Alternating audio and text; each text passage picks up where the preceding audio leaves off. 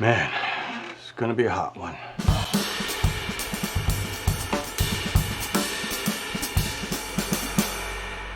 There's something about motorized sliders that make them nearly impossible to build right. It's a little weird. I mean, if you think about it, companies can manufacture extremely complex tools like the Zeapon Micro S, able to move on 3 axes and be packed with features like Bluetooth and tracking and vortex mode and camera control, and be considered one of the best in its class for about $350. That would get you a bargain basement motorized slider that moves back and forth in a straight line. But there is a beauty to the methodical glide of a slider that can't be recreated with other tools.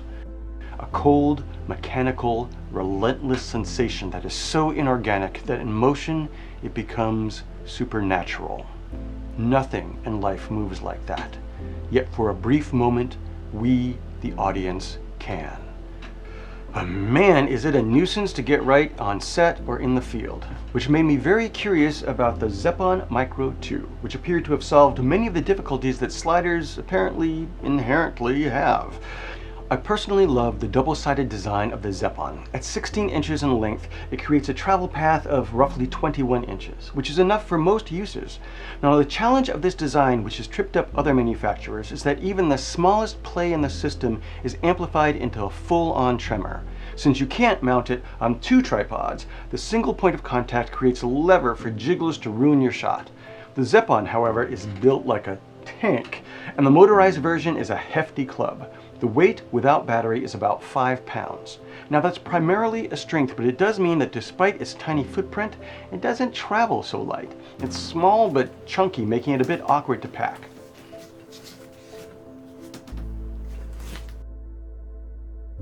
The mounting area, however, is rock solid, and the innovative design includes a rail cleaner, which is pretty neat, but also reminds you of the problem of dirt and scratches. Every slider, whether motorized or not, has 2 major hurdles to overcome. Is it easy to set up, and is it smooth? On both of these counts, the Zeapon does an excellent job, but there are a couple of caveats.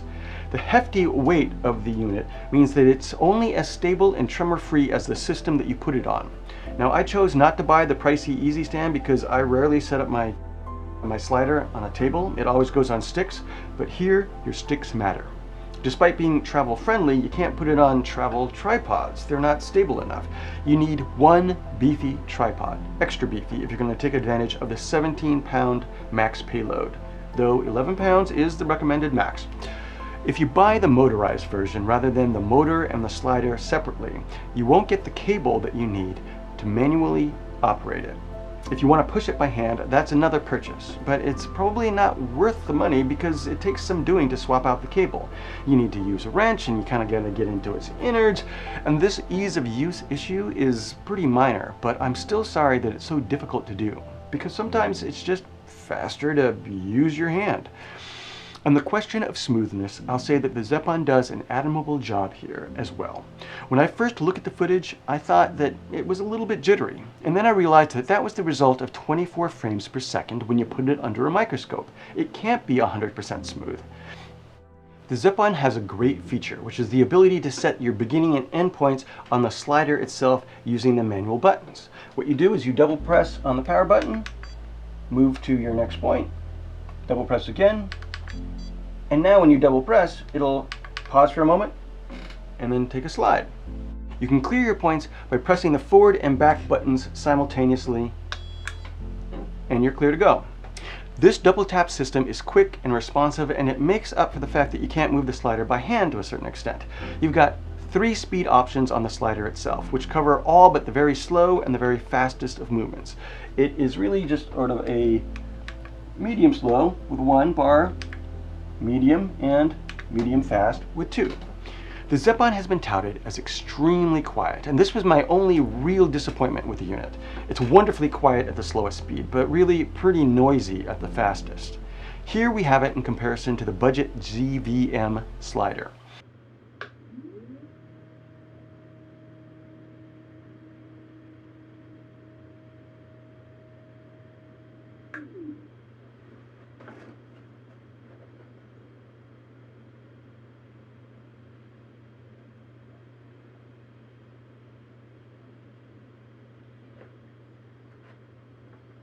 Now, I'm not in a very quiet room, and it's a little difficult to tell just how different these two sound, but in person, you can hear the Zeapon from about 7 feet away at full speed, whereas the GVM is silent at about 4 feet.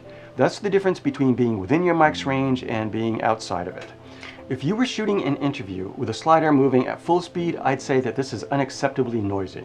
But in reality, with just 20 inches to travel, you're never going to set it up to zip back and forth in an interview.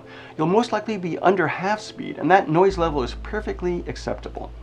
The GVM is also a good comparison unit in other ways. My carbon fiber version costs roughly $310. It's lightweight, and at 31 inches it travels a full 11 inches farther than the Zeapon. It's also just about as smooth in operation. I'd say the Zeapon is ever so slightly smoother, but probably not enough to tell unless you're really looking for it. The GVM, however, is huge, and it doesn't set up nearly as well. It's really a nuisance. It requires 2 tripods or a tripod and a light stand, and it has wires that are easy to catch and yank, control thingy that is archaic and awkward, and there's just too much play here in the sliding plat, and it's too easy to introduce a jerk or a dip or a twist with heavier weights. You need to keep it perfectly balanced and light. Now, the traditional design also leaves one very worried about dirt and grit destroying the unit in the wild, which is why, in fact, I never used this outdoors. It's too cumbersome to set up without getting dirty. I do use this on interviews where I want my second camera in motion, but I only use it on my second camera because while you can set it to pan back and forth to track your subject, the panning mechanism adds enough friction that you get just a little bit of jitter more than I feel comfortable with on my first camera. So, would I recommend the GVM? Well, actually, yeah. You know, it's a good slider for the money if you're willing to put up with the challenges and you need a longer slider. But it's also difficult enough to use that it often stays in the back of my closet. So while it's comparable in terms of the basic function of sliding back and forth smoothly and silently, the Zeapon outperforms it in nearly all the areas that motivate me to pick up the slider as a tool. The second challenge that motorized sliders face is versatility, and nowadays that challenge is almost always answered with an app. Now, the Zeapon app is a simple affair, but really there's only so much you can do with a left to right movement. You've got your point A and your point B in a straight line. In the app, you can make this move with your thumb, though in reality you just use that to set points because it's too hard to control the speed or be consistent. For controlling it for a shoot, it's useless. Instead, you'll end up programming your endpoints and your speed. The app allows you to program the slider to loop continuously from A to B, which is great for interviews. And you can set 3 waypoints in the middle, so you can change speed as it's moving across. This allows you to ramp up and to ramp down, and to program more artistic movements. When looping, the slider appears to repeat the ramp up and ramp down on its return, which is great. Now, if you're moving in a straight line, 5 points is, I think, enough. And I imagine that this feature will be especially useful on longer models the Zeapon has just introduced. One weird thing about the app, though, is that there doesn't seem to be a way to clear the waypoints after you've set them. So far, I've had to resort to closing the app and restarting it in order to clear my points, so I hope this is something that Zeapon addresses in the future. Or maybe I'm missing something and you'll let me know in the comments. Now, the app also has grayed out options for tilt and pan, raising the hope that the Zeapon is going to introduce a motorized head. Fingers crossed, that would be totally awesome. Please, please, please. And it also allows you to set up time lapses, but I haven't played with that function yet, so I'm not going to comment on it. Zeapon just released a firmware update for the slider that allows you to set looping mode on the physical slider itself without using your app. After setting your endpoints using the double tap system, you just hold down on one of the arrows and click once on the power, and it will go back and forth.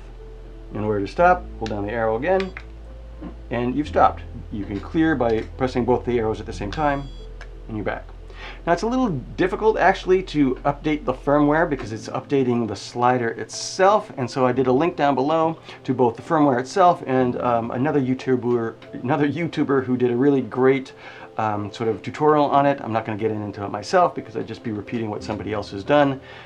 Now, as I was making this video, I learned that Zeapon has just released 2 new models that are longer. The 600, which spans 29 inches and costs roughly $500, and the 800, which is traveling 37 inches and costing $600. They're identical to the Micro 2 in construction, with the exception of their easy stand, which is designed for the longer span of the unit itself. And given the construction of the Micro 2, I think that these are a really safe bet quality-wise. I can easily see how this construction will hold up over a longer distance. The Motorized Zeapon Micro 2 costs roughly $400, and for the quality, it's worth it. Unlike cheaper sliders like the GVM, it feels like a professional bit of gear, and the shortcomings, which are the weight, the noise at faster speeds, and the difficulty in switching it over to manual operation, are really offset by its strengths, which is the 20-inch span, the ability to carry very heavy weights, and the fact that it's just design-wise a little bit more protected in the field than a traditionally designed slider. The impressive weight means you can put really most any camera on it, and it's smooth, easy to set up, and easier to carry than your traditional slider, which means it's something that you're more likely to use in the field.